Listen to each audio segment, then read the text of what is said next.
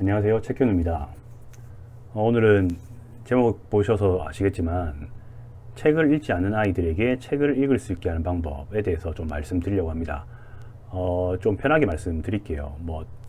바쁘신 분들은 굳이 다 안 보셔도 되는데 꼭 우리 아이에게 책을 읽는 습관을 좀 만들어 주고 싶다라고 생각하시는 분들은 꼭 제 영상 끝까지 보셔가지고 그 실천을 통해서 그 아이에게 독서를 하는 습관, 그리고 어떤 자신만의 취향을 찾을 수 있는 방법들을 알아가셨으면 좋겠습니다.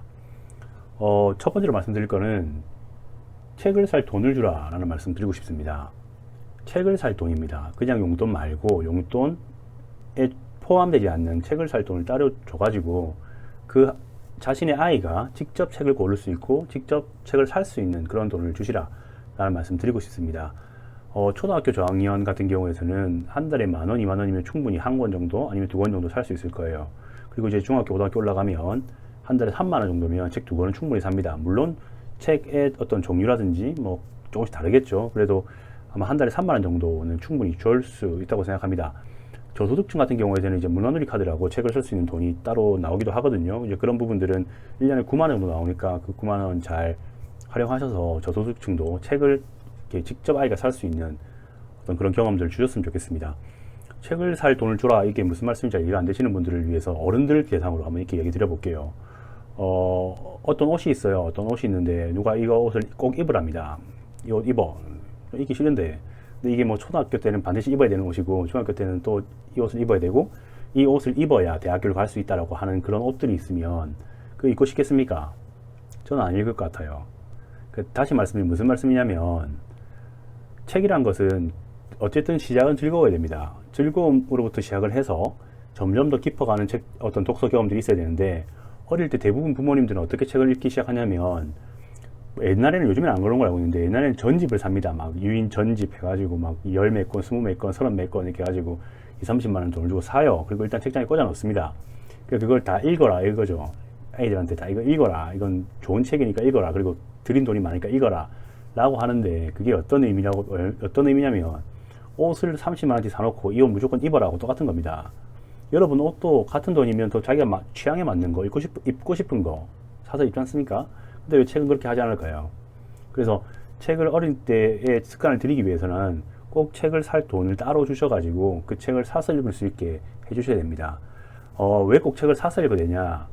도서관 가서 빌려보면 안 되냐라고 말씀하시는 분도 있겠지만 도서관에서 빌려보는 것들은 보통 대출 기한이 있죠. 길면 한 달, 짧으면 2주 정도 기한이 있는 걸로 알고 있는데 그 기한 내에 그 책을 다 읽어가지고 반납을 하면 그 아이가 어떤 성취감을 느낄 수 있겠지만 만약에 그 책을 잘 못 읽은 상태에서 대출 기한이 다가왔으니까 이제 반납해야 되겠다라고 생각하면 그 한두 번의 실패 경험들이 쌓이게 됩니다. 그러면 책은 읽기 힘든 것, 그리고 기간 내에 읽으면 안 되는 것, 내가 다 읽어내지 못하는 것, 이 시대가 되어버리기 때문에 그런 문제들이 생기죠. 그래서 가급적이면 도서관보다는 서점에 가서 같이, 인터넷 서점 말고요. 인터넷 서점에 같이 가셔서 돈을 주고 아니면 책을 한 권 골라와라고 말씀드리고 애들한테 말을 하고 같이 시간을 보내는 겁니다. 그럼 애는 수많은 책들 사이에서 자기가 읽고 싶은 책 한 권을 고르기 위해서 많은 책들을 보겠죠. 그러는 사이에 자기가 이게 책이라는 게 되게 재밌는 거구나라는 걸 느끼게 됩니다. 이건 진짜 꼭 하셨으면 좋겠는데 한 달에 한 번 아니면 길게는 2달에 한 번 정도는 아이와 같이 서점에 가는 방문하는 그런 경험들이 상당히 중요합니다. 여러분들 이제 어른들은 책을 많이 기본적으로 읽으시니까 책이라는 게 어떤 지식을 주고 어떤 경험을 주고 하는 걸 알겠지만 아이들은 그게 잘 없거든요. 그래서 일단 독서란 것이 재밌다라는 재밌는 독서 경험들이 많이 필요합니다. 그래서 그런 부분들을 채워주기 위해서는 꼭 책을 애들 스스로 자기가 읽고 싶은 책을 사서 읽을 수 있게 하는 게 중요하다라는 말씀 드립니다. 그럼 이렇게 제가 말씀을 드리면 꼭 하시는 이야기들이, 그러면 만화책 사서 읽으면 어떡하냐, 만화책 보고 맨날 쉬운 책만 읽으면 어떡하냐 라고 말씀하시겠지만 만화책도 책입니다. 만화책도 책이에요.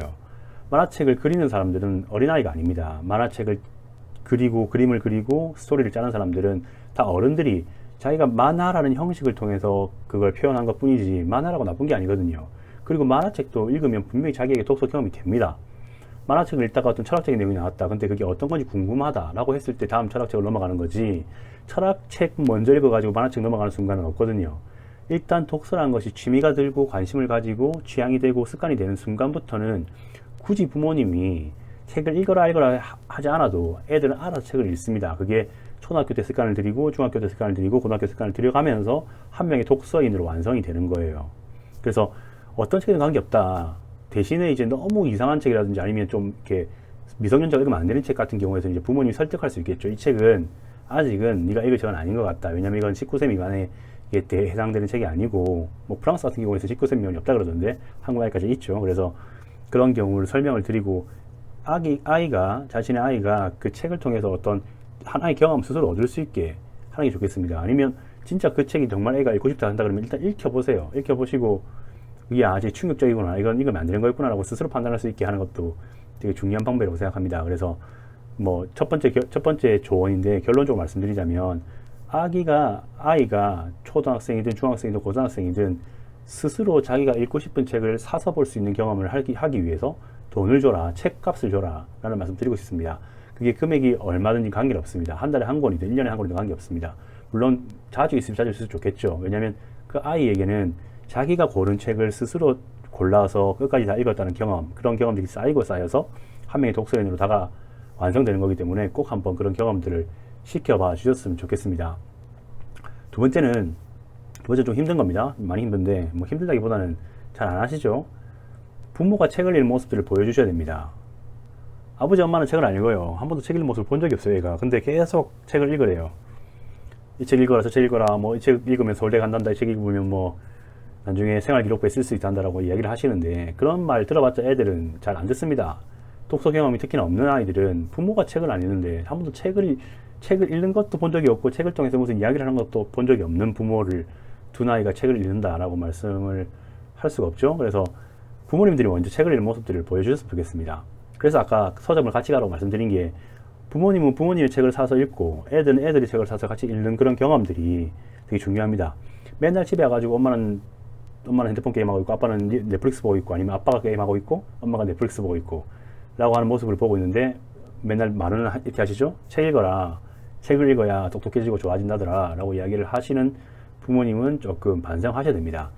그래서 꼭 부모님이 먼저 책 읽는 모습을 보여주십시오. 그리고 책을 통해서 같이 이야기할 수 있는 주제들이 있으면 그걸 가지고 가볍게라도 토론할 수 있고, 부모가 부모 입장에서 애한테 가르치는 게 아니라 애도 똑같은 부모와 같은 책을 읽고 엄마는 이렇게 생각한다, 아빠는 이렇게 생각한다, 넌 어떻게 생각하니라고 동등한 입장에서 그 책을 이해하는 과정들을 거치면서 그 아이는 부모는 나를 되게 존중하는구나, 그리고 부모님은 되게 책을 많이 읽으시는구나 라고 스스로 자각하게 됩니다. 그런 경험들이 책을 읽는 데 상당히 도움이 된다고 저는 생각합니다.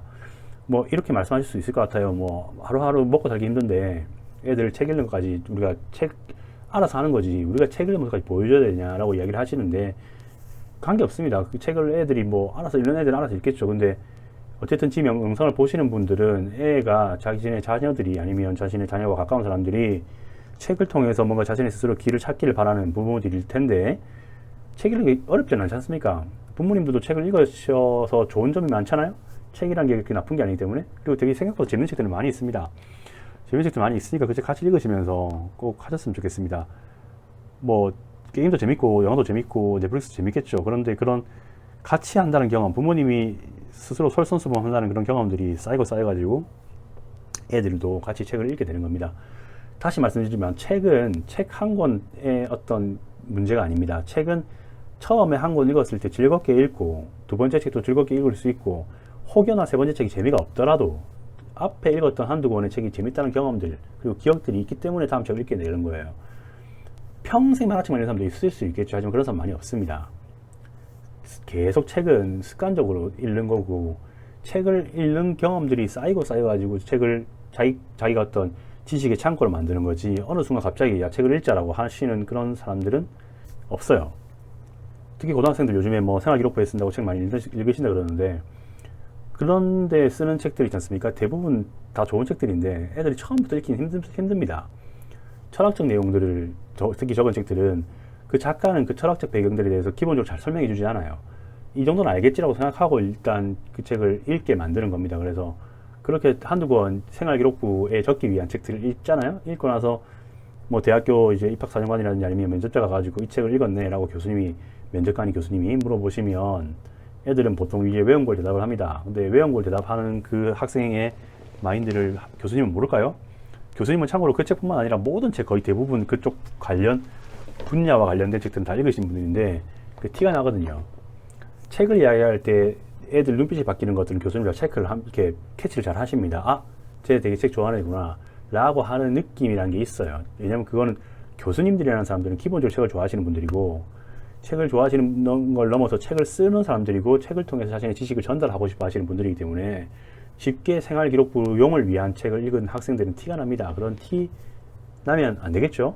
그래서 제가 생활기록부 이야기를 드리는 것은 실용적인 이유 때문에 말씀드린 거고, 다시 말씀드리지만 책이란 것은 이렇게 갑자기 뭐 이렇게 머리에 쑥 들어오는 게 아니고 아주 얇게 습자지처럼, 저는 항상 사전을 예를 드는데 사전 한 장 보면 되게 얇지 않습니까? 근데 모아놓고 보면 사전이 되게 두껍거든요. 그 얇은 그 한 장의 어떤 경험들이 쌓여가지고 한 권의 어떤 사전이 되는 것처럼 책 독서 경험도 마찬가지입니다. 하나하나 한 장 한 장 천천히 쌓아가면서 아, 내가 되게 책을 좋아하는 사람이구나, 난 되게 책 읽는 게 좋아 라고 하는 그런 경험들이 만들어진다고 생각합니다. 그래서 마지막으로 결론적으로 말씀드리면 두 가지를 꼭 기억하시면 됩니다. 첫 번째, 아주 쉬운 거예요. 돈은 좀 들지만 그렇게 많이 들지 않습니다. 쉬운 겁니다. 두 가지. 첫 번째, 여러분들의 자녀가 스스로 자신이 읽고 싶은 책을 살 수 있는 돈을 주세요. 한 달에 한 번이든 두 달에 한 번이든 웬만하면 정기적으로, 웬만하면 같이 책을 사러 가는 경험들이 필요합니다. 어떤 책이든 관계없습니다. 같이 읽고 같이 토론하고 할 수 있는 책이면 더 좋겠죠. 꼭 여러분들에게 선택권을 주셔야 됩니다. 절대 전집 사지 마시고요. 여러분들의 자녀가 읽고 싶은 책을 선택해서 읽을 수 있게 하는 돈을 주세요. 두 번째, 책을 부모님 스스로도 읽으셔야 됩니다. 하루에 1시간이라도, 일주일에 1시간이라도 이날은 책 읽는 시간 해가지고 부모님들하고 같이 책을 읽고 같이 책에 대해서 이야기하고 같이 서점에 가고 하는 이런 경험들이 아주 천천히 쌓입니다. 조금 처음엔 시간 조금 걸리겠지만 어느 정도 습관이 되면 애가 먼저 말할 거예요. 아빠, 이번에 책 읽고 싶어요. 이런 책 읽고 싶은데 다음 달에 이 책 읽게 돈 줬으면 좋겠어요. 라든지, 왜 이번 달엔 서점 안 가요? 왜 이번 달엔 도서관 안 가요? 라고 이야기를 하는 자녀들을 만나게 될 겁니다. 그러면 그런 학생들한테는, 그런 여러분의 자녀들은 기본적으로 독서 경험이 쌓인 겁니다. 그래서 걱정하지 마시고 그냥 이제는 알아서 용돈을 그냥 크게 주셔도 아마 그 용돈의 일부분을 알아서 책을 사서 읽을 겁니다. 그럴 때까지 되면 여러분들은 아무 문제 없이 애들이 한 명의 독서인으로 잘 컸다 라고 말씀하실 수 있겠죠. 꼭 두 가지 기억하시고 힘드시더라도 한번 실천해 보시면 그 변화들이 서서히 눈에 보일 겁니다. 애들의 어휘가 늘어나고 쓸 수 있는 어휘가 늘어나고 생각의 폭이 넓어질 겁니다. 그러면 여러분들이 하는 어른의 말도 이해가 할 수 있을 거고, 여러분도 마찬가지로 아이의 말을 더 잘 이해할 수 있는 그런 때가 올 거라고 생각합니다. 오늘도 영상 끝까지 봐주셔서 고맙고요. 관련돼서 질문이라든지 뭐 의견 있으시면 언제든지 편하게 댓글 달아주시면 제가 읽고 다시 제 생각을 또 적어 드리도록 하겠습니다. 지금까지 영상 봐주셔서 고맙습니다. 고맙습니다.